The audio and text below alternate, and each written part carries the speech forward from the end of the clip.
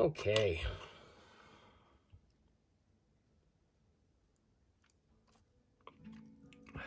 All right. So last we left off, I forgot my characters' names already. Zoran and Clara were in pursuit, or at least tracking the last known exit out of Treefall by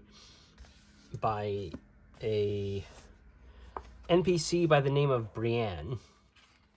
And what they know about this woman is that she was a poor, locally known butcher, an elf who was involved with the black market, and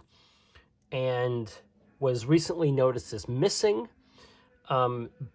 And some of the contacts that Zoran had surmised that her exit, or she left due to a deal gone south. And so that's basically all that we really know for sure. And the direction in which that she was traveling led them to a area, an area in the map. We started the the campaign here in the top right in a risky sort of hex of a small grasslands area, tucked away, nestled away, sheltered from this mountain range, which I still have not yet named. If I have named them, then, well, I forgot. But they have traveled from Hex 12 into Hex 23. And upon that finding of that hex, they have picked up a strong lead that there was an abandoned campsite with a secret entrance that Clara spotted. And so that's where we actually left off in terms of what our characters know. And one thing I have not asked the Oracle is this sort of alcove where Brienne ran to, or Brienne is? For the sake of the story, I could just say yes, but I kind of want to ask a yes and, or a, like, there might be some sort of twist to this particular scenario. So I'm going to use the Shadowdark rules. Just off the cuff here, I have so many, I wouldn't say, I have a lot of experience coming up with modified rules on the spot for games that weren't intended for solo play. And most of that comes from the Solo Game Master's Guide by Geek Gamers that I've shown several times on the channel. But the gist of what I want to know is that even though there's a super slightly low chance of something not happening, if that is the case, then something else must have happened in terms of the story going forward. Because if I just roll it, is this person here? No. Well, then why are we here? The story needs to move forward. The story needs to progress. So what I really want to do is I want to ask on the Oracle here, I'm going to increase the odds for a yes, or for a twist. But all I'm going to be doing here is I'm going to modify how the odds work. So instead of advantage, I'm just going to look at either of the die number and look for a 10. And if there's a 10 on either one, then there's a twist.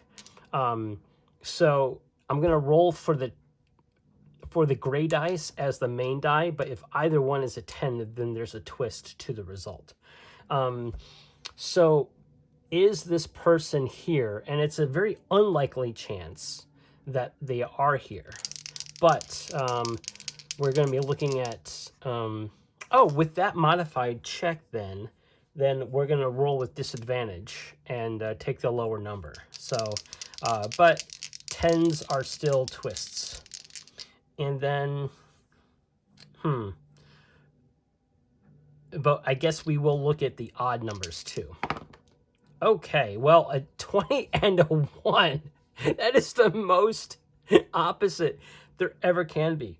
So, this is basically no, like straight up no.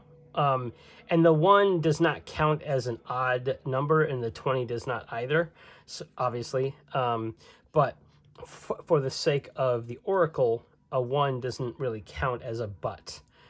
So straight up, there is something special about this secret entrance cavern space that Zoran and Aclara have bedded down into and have stayed the night and are now waking up in the morning. I'm going to, before I forget, just because of my own bookkeeping, I'm going to remove some of their rations. So now they have eaten 2 of their rations each. So they should be at 1 ration now. Now, I personally like keeping track of this kind of stuff. There's a lot of reasons, good and bad, to skip various tracking of resources just for the sake of a story. And I find that I waffle back and forth between things like Ironsworn, that is very loose and narrative about their resources, but it is trackable, versus something like very can be granular, like a system like Shadowdark, which has physical items to remove. So yeah, there's all of that. As they wake up and they look at their resources, they realize they have about a day's worth of resources to consume before they need to resupply. I know there are con checks and things like that once they go without food and or water for an extended amount of time. So we will come to that crossroads if and when we get to it. So Zoran and Aclara here, they each have we are going to begin each session with 1 luck. So that is one thing that they have. I think Zoran regaining the luck overnight is just him being refreshed and ready to go and feeling good about the day. So this, to them, feels like it could be a place where someone would come and hide. We know that under normal circumstances, Brienne is not in this space, but that could mean in different things. It could mean that, unfortunately, she might be dead here.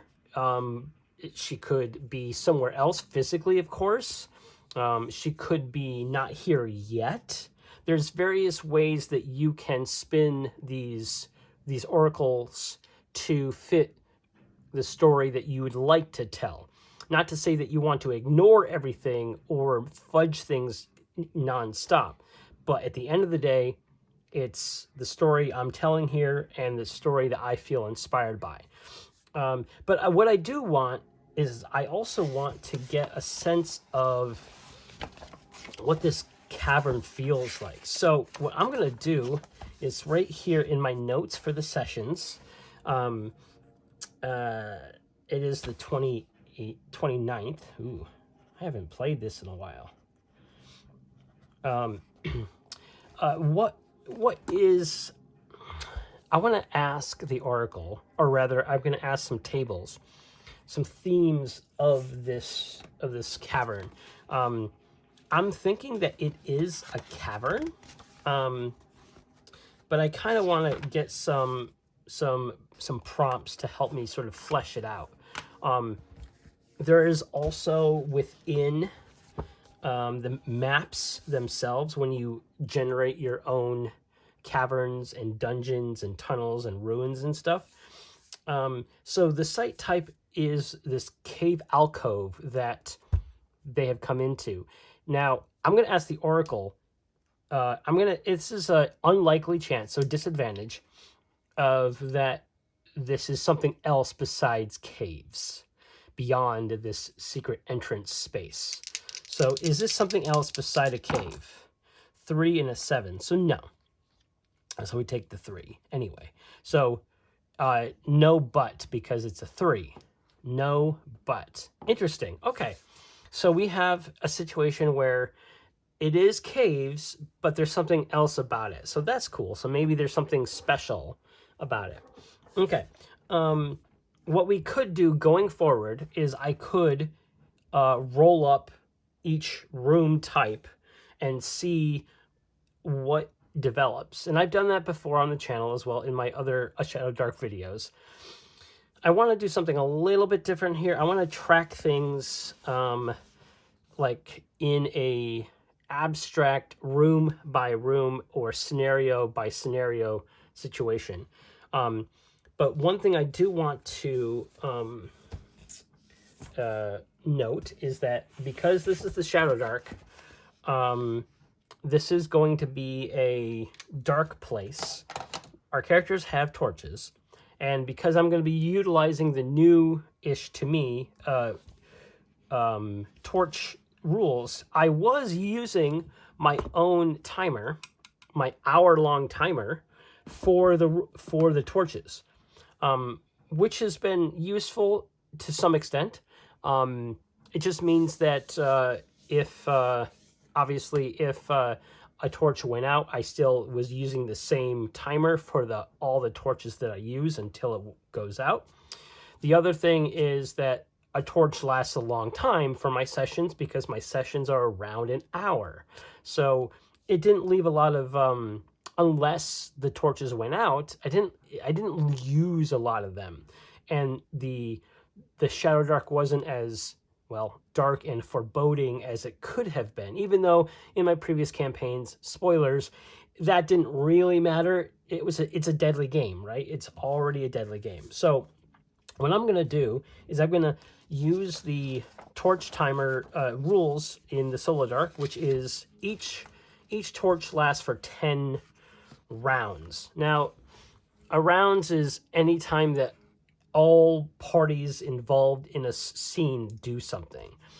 Now, because my characters, since I only have 2 characters, effectively all that really means is that I have movement and an action for every round. So it becomes a tactical exploration game more so than it was in a group play. Now, I personally don't mind this system. I think 10 is a little short, but I'm going to go with it right now. So I'm going to write here torch timer, right? And I'm going to have 10 circles. 5, 6, 7, 8, 9, 10. Now, viewers of my channel know that things in groups of 10 are pretty common with me. In Starforged and in Ironsworn, they use the progress bar in a similar light. Kernathalis uses the 20 boxes for the light torches as well. So this stuff isn't out of my wheelhouse, but I've been yapping around. So the torch timer is currently not going. I just wanted to set it up, but I kind of want to roll on some themes and some prompts rather here. So we need a D100 roll a couple of times. Let's roll my D100. All right, so we have 21. So we have arrive 84, arrive decay. So the theme rather, right, is arrive decay. That sparks undead to me. and there's probably going to be undead creatures or undead vibes in this space. Arrive decay is arrive dead. Okay, well, I have an unfortunate sort of thing. I'm gonna modify an oracle roll here. In fact, I'm gonna hold back on that because my characters have no sense of this at all. So I am going to create a dungeon, and I'm going to utilize the, not hexes, the what do you call this kind of paper, dot grid paper. My lord, it is failing me today. Okay, so what we have here is a cavern entrance, and the theme is arrive decay. Okay, so again, I think I'm going to use sort of like a box as an encounter, and like a directional arrow as in a way to go. Like that's kind of what I'm planning. So we have, this is the entrance, or this is the alcove, and there was a secret entrance right here, right? And so the alcove is, there's a way out from the alcove. And I really want to have my characters sort of prepare for this. So they are healed up.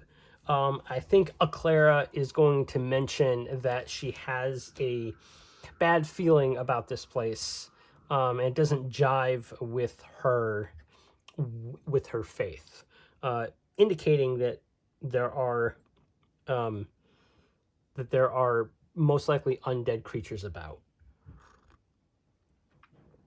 And so with that, Zoran is going to bring out his bastard sword. He's going to wield that. And I don't think he has much else. He has his leather armor. And he is going to take point and say, basically to Clara, stay behind me. Let's see what is beyond this entryway. So they enter in, and I think Aclara is going to light her torch. So I'm going to erase one of her torches. I erase them when they use them, because regardless of what happens, the minute that the torch goes out, it does not work anymore. And that's the thing. So what we're going to do is we're going to kind of create a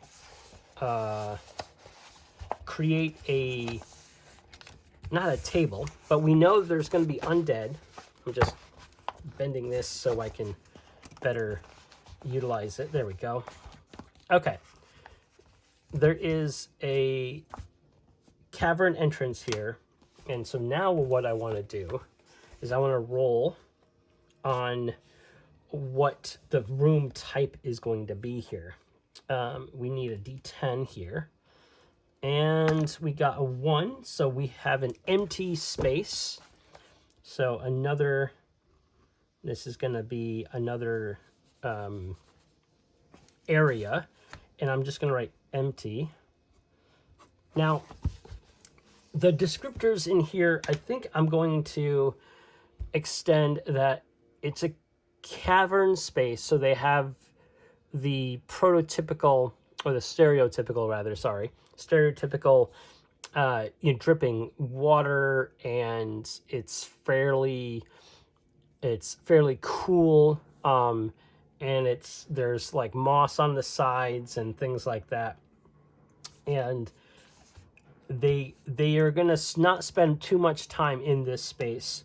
I'm gonna roll to see how large this particular room is. I'm gonna roll a d6. And for every step, a small room will take 1 round of just walking through to get through. A medium room will take 2, and a large will take 3, just to go through. So let's roll d6, and it is a medium.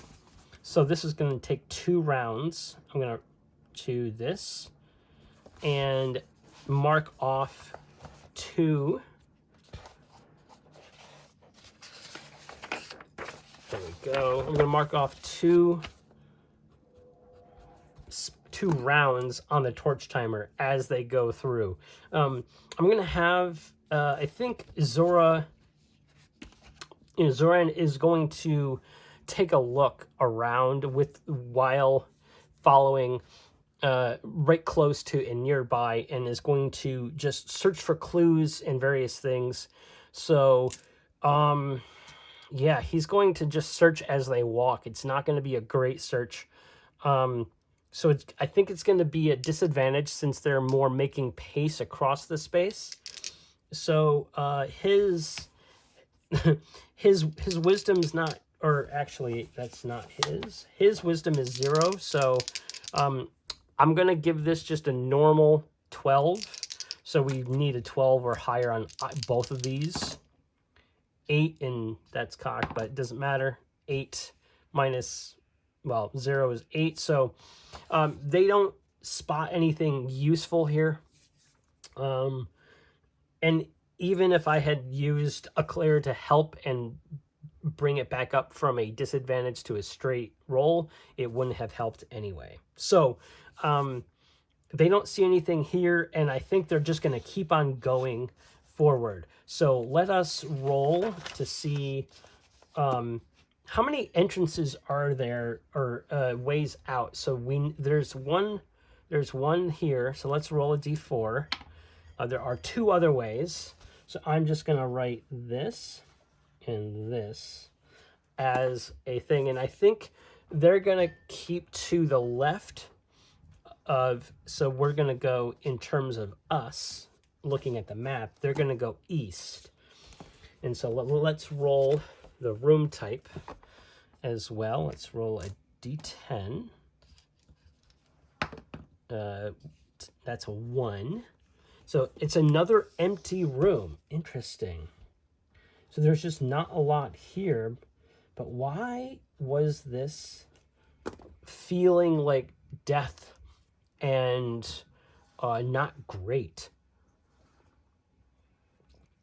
So Clara is starting to kind of clutch her armor a bit and keeping out her hand for spell casting. And she has the torch out. But let us see how big this place is. A 4, so that's another medium. It's another medium. So it's going to take two rounds to go through this space. And so I'm going to have them each, or not each, I'm going to have, again, them roll. They're kind of glancing around, and I envision the space being quite oppressively dark.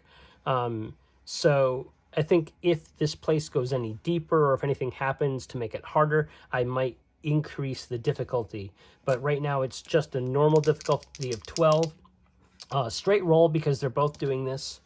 A natural 1, so they just don't see anything useful at all. It's just an empty cave. At this point, they know that their torch is sputtering a little bit, but it's okay. It's not doing, there's nothing in the world, because it's empty, to affect them, and they are not affecting the world. So they're just walking through. Let's see how many entrances and exits there are in this cavern. Another 2. Just for the sake of this, I'm going to have it be south and also continue on to the east. So I think they're going to continue straight and continue east. And let's see what kind of room it is. Ooh, bounced out a 9. Oh, ew, is treasure. So we have another area, and there is some treasure here, which is good. Let's see how big this place is. I bounced off again. 4, it's another medium one. So I envision that they might spend quite a number of rounds in this place. So walking into the room and taking a look is going to take up one round. And they're going to take a look. Now the treasure is, how is it going to manifest in a place that seems empty? And we know that it's treasure. I'm going to roll a d6 to see what kind of treasure it is. That's cocked. Let's roll again. 1. Hidden treasure. Okay, so it is hidden. All right. So as they're walking through again, and I think because it's hidden, they're going to spend that round, both rounds, just looking. And because it's hidden, I think this is going to be a hard DC for them to spot. And because they have had no other sort of clues to see what's going on, both previous rooms were empty, or areas were empty, and this feels roughly about the same. So I think they're going to roll with just a straight roll again, and use both of those rounds that they're in here traveling through. We got a 12, and they have no bonuses. She gets a bonus on 1, so it's 13 is not good enough. So that's the first roll. And then the second roll is going to be 18. Okay, so both of those, so they're almost on the way out, right? Both those rounds. They take, so that was 6 rounds. 1, 2, 3, 4, 5, 6 rounds. And then I'm going to say that Clara, because she has the slightly higher wisdom modifier, spots over in the corner of her eye, just as Zoran is about to go through the next space. Hey, look, over there. And it's something shiny. It was hidden up until a certain point, and maybe it was behind some rocks, and they went past the threshold in which she can look over and see something behind them. So they go over, so that's going to take another round to go over and interact with this treasure. So I'm going to say that takes another tick off the torch timer, and they've spent 3 to interact. Now, what is this treasure? Okay, so I actually haven't had to do this much. So treasure in the long dark is pretty interesting. I'm gonna roll so I could do a treasure 0 to 3, but I kind of want to ask if it's is it mundane treasure? Is it special treasure? I kind of want, let's see, treasure stuff. I'm trying to think of a way to modify a treasure roll than just, I could just roll as a D100 on,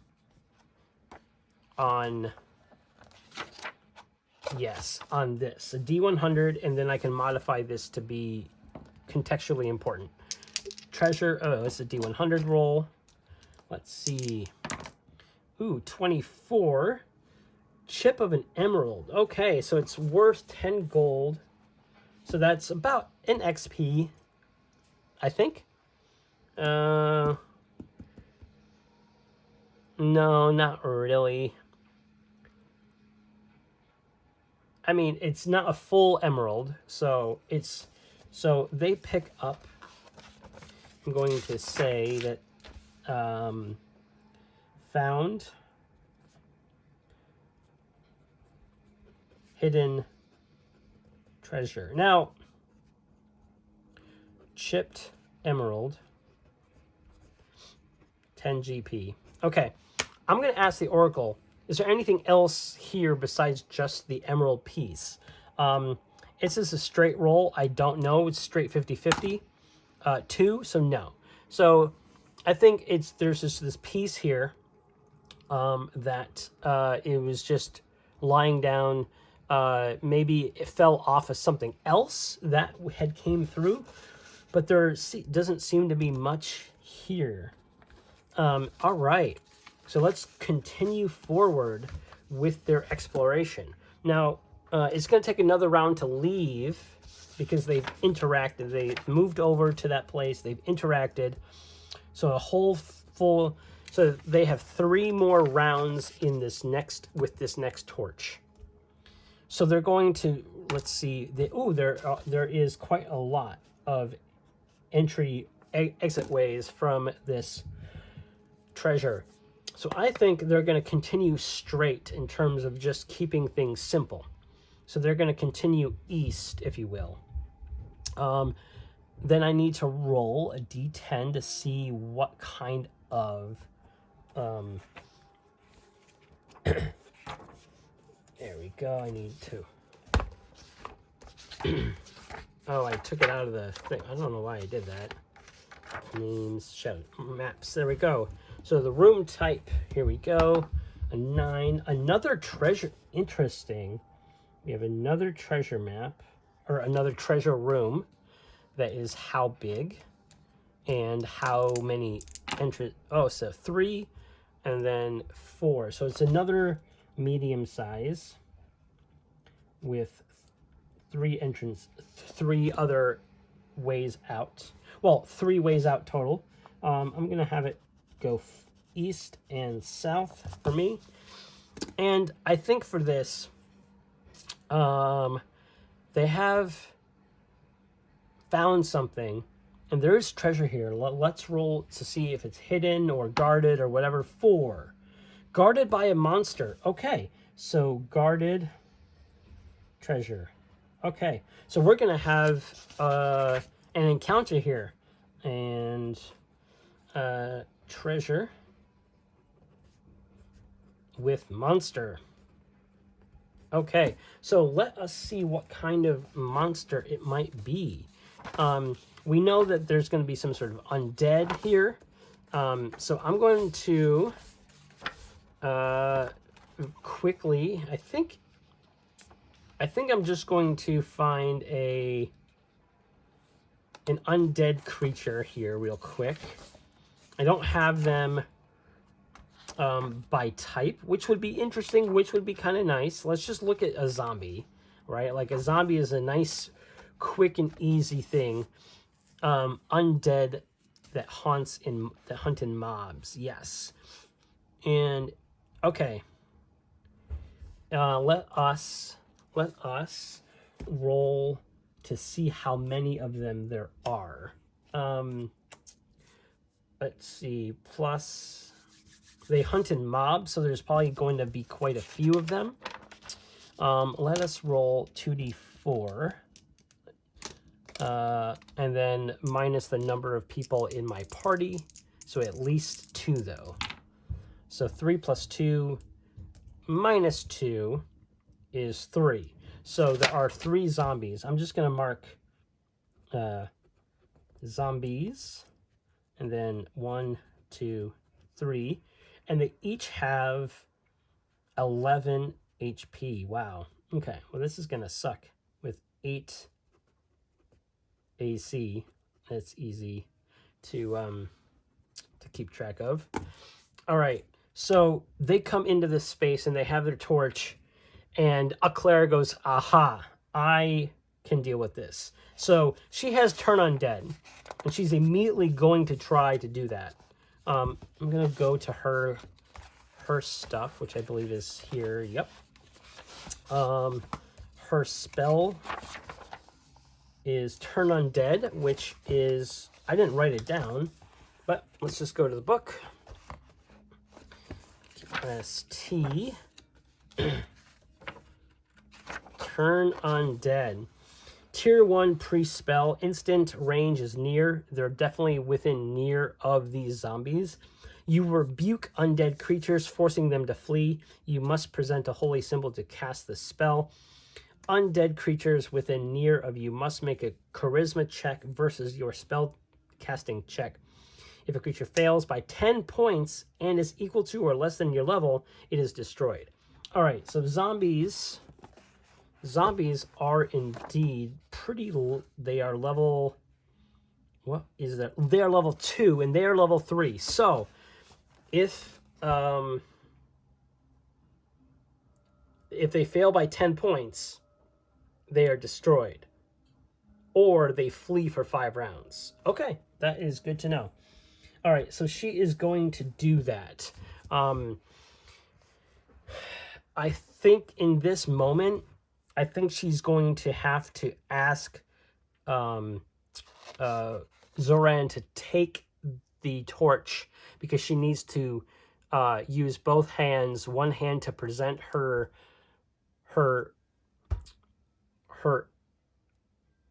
holy symbol, which we haven't clarified yet, but I'm gonna go through the scene first, and then maybe we can retroactively add that description in. So she's gonna cast Turn Undead, and she is a fairly competent priest, though her wisdom's only she casts her priest spells use wisdom. She gets plus 1 to, so she gets a plus 2 to this roll. And so let's use this, and I'm going to use their d20. They're going to make a charisma check, and I believe zombies' charisma is -3. So let's roll to cast. Well, let's see if she even casts it, right? Oh, you saw that, right? Oh, wow. Okay. That is a critical failure that she does not want to have happen. So I have been known to miss things. Now, story-wise, that'd be really interesting for a priest to critically fail on a Turn Undead spell that she innately has. It does not count as her priest spell's limit. But if she critically fails on this, she would have to, 1, not be able to cast the spell for the rest of the day, but also need to make a penance to her god because she failed so miserably. She's immediately going to utilize her luck and roll this again. Okay, well, that's still not great, but it's not a critical failure. So she cannot cast Turn Undead for the rest of the day. Unfortunately, that does mean that it is up to Zoran to do something about it. Now, Zoran currently has the torch in hand and a weapon. That's fine. He can swing his weapon, but if he gets hit, I'm going to be rolling a separate die, which I have somewhere. Here it is. It's a D4, and it has torches on it. And if ever the torches show up, face up, which is a 25% chance, he will have to drop it. I might modify this a bit. I just picked this up at Gen Con, and I really like this torch, and I kind of want to use it for Shadowdark. So, yeah. Okay. I'm going to have Zoran come over, and he's going to brandish his bastard sword one-handed, and I need to modify his damage. Because I keep forgetting that Shadowdark does not add your modifier to damage. So the damage is just, I think it's just it's the D8 plus the mighty and also his weapon mastery. So it's a +2 right now. Mighty is +1 attack and +1 damage with melee is just mighty. And weapon mastery is attack and damage plus half level. So +1. is, I think it's a plus. Mighty is just the innate talent for fighter, so that's 1 damage. And weapon mastery gives him another damage plus half a level. So half level is, so he gets a +3 damage on this, actually. Okay. I just wanted to make sure. So he has +5 to attack and an extra +3 damage, which is great. So I'm going to use the law of mob mentality and minion rules for 4 Against Darkness against many creatures, as long as the zombies are all up in there, or the melee character is in melee with multiple characters. Excess damage can go through to the next enemy, but he still has to make a secondary attack. I'll explain that better when I get to it. Okay, so he is going to make his first. He's going to stride over there after Aclara's unfortunate failure on her turn undead, and he goes, "Don't worry, I got this." And so he's going to come over there and he's going to attack. I am going to move these. This is all nice and good and everything, but I want to have a clear space for all of my die roll and not bouncing into each other. There we go. Okay. There is making sure there's nothing else with this. Okay. So let us roll 19 plus 5 definitely hits. So let's roll a d8 for his damage. And he gets +3 on this. 3 plus 3 is 6 damage on the first enemy. Okay. So that's 6 damage. So they're down to 5 on that one. Unfortunately, that's both of them. And so that is... I'm going to just do a little minor... Okay, so after the zombies go, they'll have to lose another torch timer thing. All right, the zombies, their attacks is a +2. So I think 2 of them are going to go after Zoran, and 1 of them is going to go after Clara. So let's resolve Clara's or Zoran's first. So each of these are going to attack. 1 is a 3 and 1 is a 5. So one's a 5 and one's a 7. His AC is 13. So they bounce back off of his leather armor, not making actual contact, thankfully. And the third one is going to slough over next to Clara. It rolls a natural 1. Natural 1s against zombies are I think is a really interesting thing, and I like adding flavor to when NPCs and monsters critically fail themselves. Usually it's not really a thing for NPCs to roll on like critical fail tables, but I like to roll for if the PCs are able to do like a parry attack or something. And I think with Clara's currently unarmored, or rather probably casted the spell, she has her emblem like of her god, and so she's going to do a sort of a riposte attack against the zombie, and hopefully do some damage. And I think that is an automatic D4 against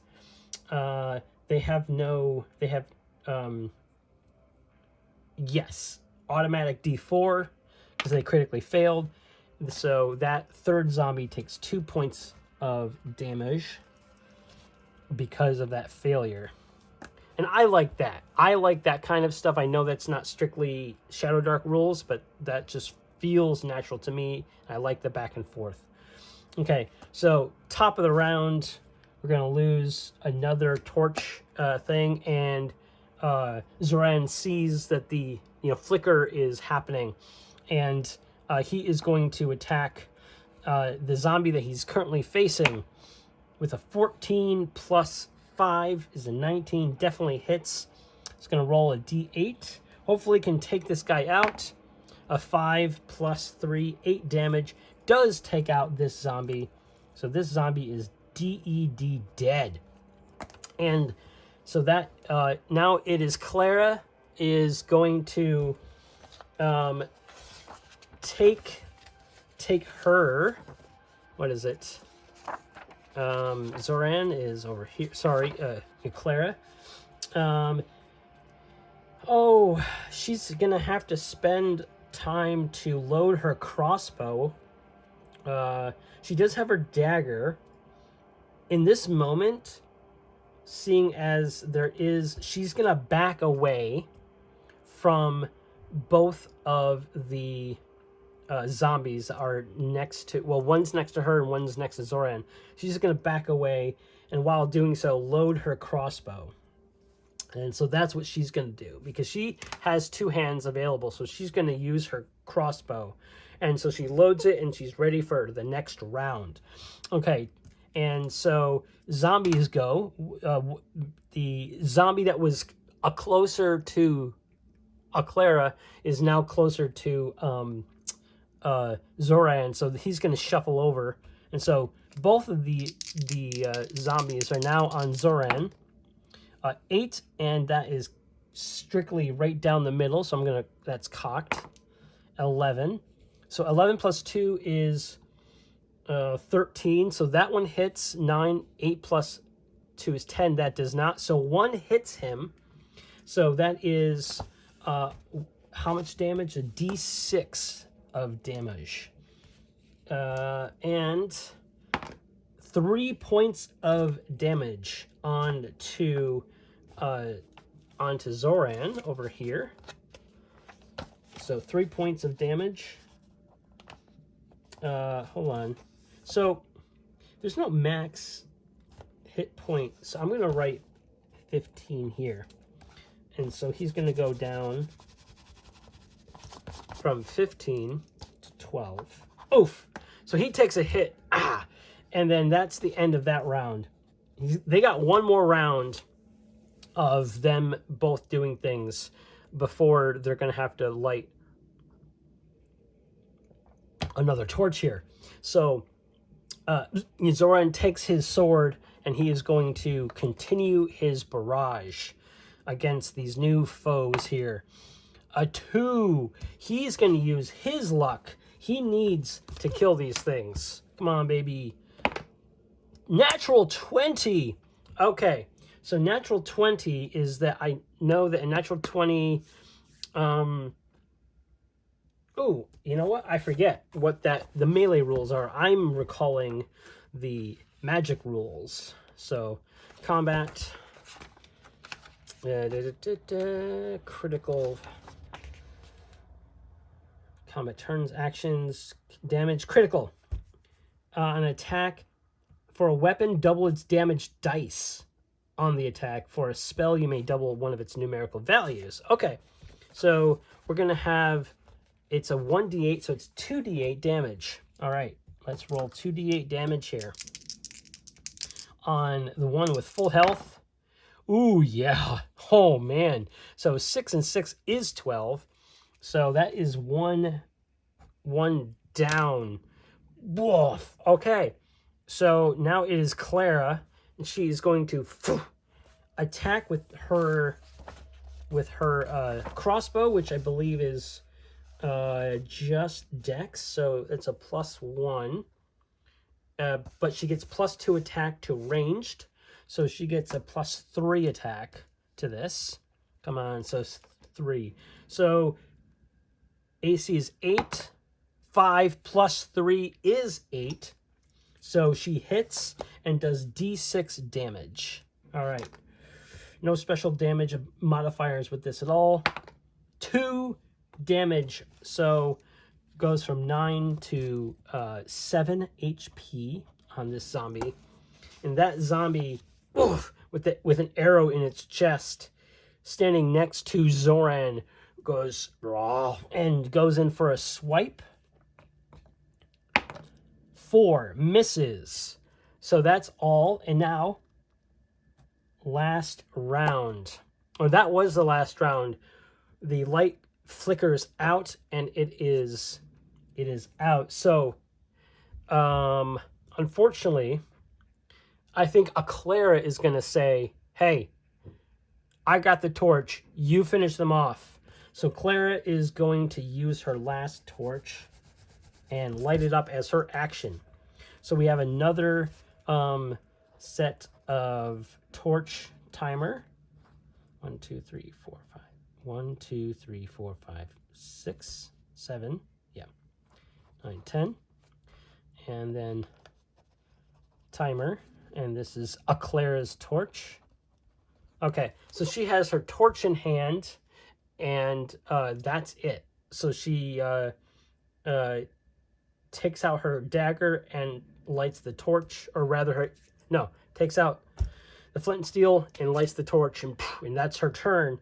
And we're good to go. And now Zoran is back in action and drops the torch, and then two-handed goes for the jugular of this zombie. And two-handed, the bastard sword, I think, does just extra damage. Yeah, it's a D10 when it hits. +5, 14. Awesome, he hits. So we get a plus 3 damage on this D10. D10 hit. An 8 plus 3 is 11, which is more than enough. There it is. To kill this last zombie. Whew! Okay. And so I'm going to say that they're going to use the next bit of this round to sort of see if there was, to loot the treasure that was being protected. Let us see what this treasure was. Let's roll on again, I'm going to keep some of the dice available. We use D6s a lot, the D8s. Okay. All right, so let's roll a D100. Ooh, 6. 10 coppers in a greasy pouch. That makes sense. All right. So, I'm going to say that Zoran is going to hold that, and then 10 copper as well. In a greasy pouch. That is... Ooh, maybe this pouch... Maybe this pouch was... I'm going to ask the Oracle. I'm going to say this is likely. Was this pouch... Did this pouch belong to Brienne? And this is likely. 13 with an odd. So yes. So they found treasure. So I'm gonna say, greasy pouch.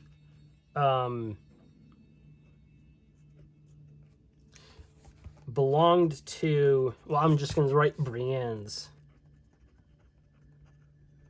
Okay, so I'm thinking that Zoran or even Clara kind of surmised that there was like animal fat and various things on this pouch that could have been a link to someone who worked with animals or was a butcher, i.e.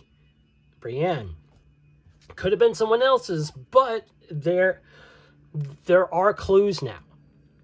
And this means that even though we already rolled that this caverns did not contain Brienne, she was here. So there must be another way out. So she must have camped in the beginning and then went through this space. So there must be another exit somewhere out of here. That is what Zoran and Clara are talking about in this very moment, as they're taking into this account. So they're going to continue their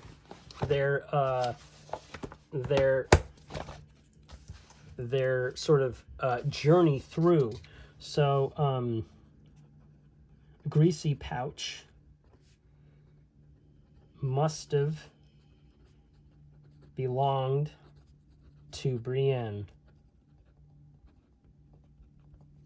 So maybe the zombies got a hold of her and fought, and she fought them off somehow, or ran through, but dropped this pouch that had only 10 copper.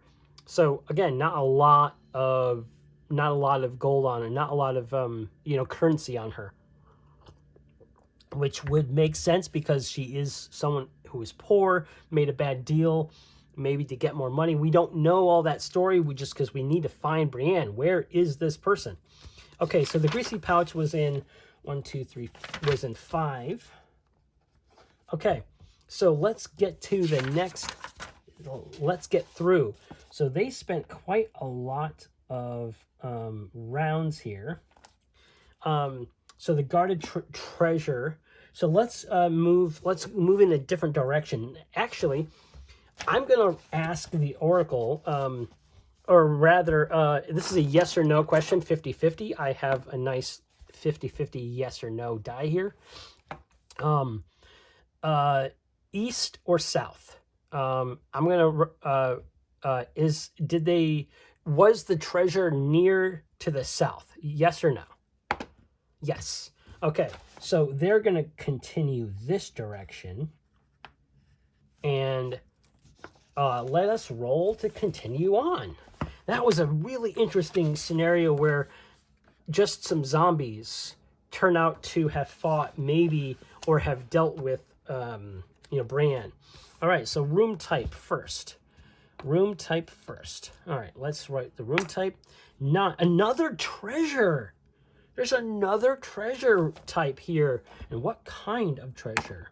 4. Another guarded by monsters. Okay. Then let us roll on Shadowdark maps, survival crawlers, NPCs. I know there's like I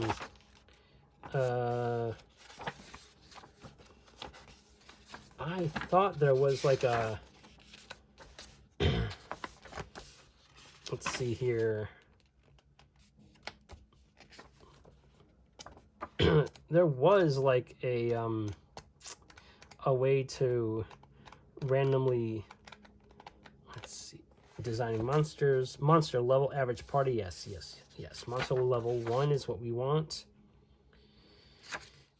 Generator, we're not really doing that. I could do that, and that would be fun.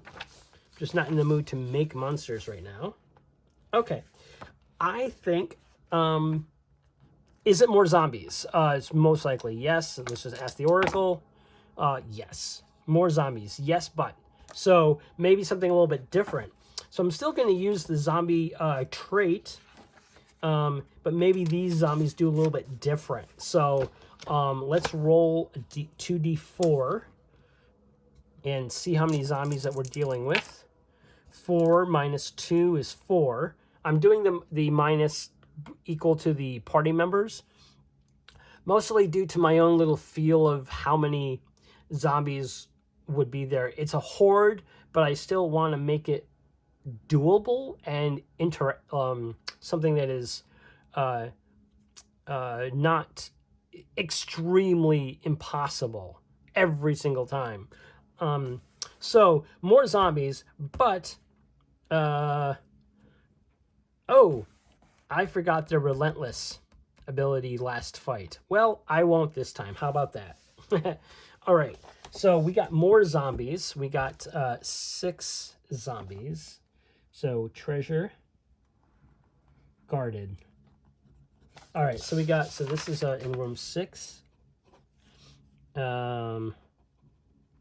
Treasure, guarded by 4 zombies,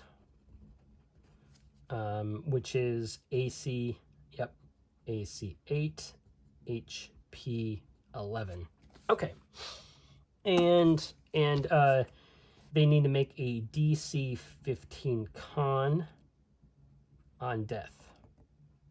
Because if they succeed that con check, which their con is pretty low, actually their con is +2.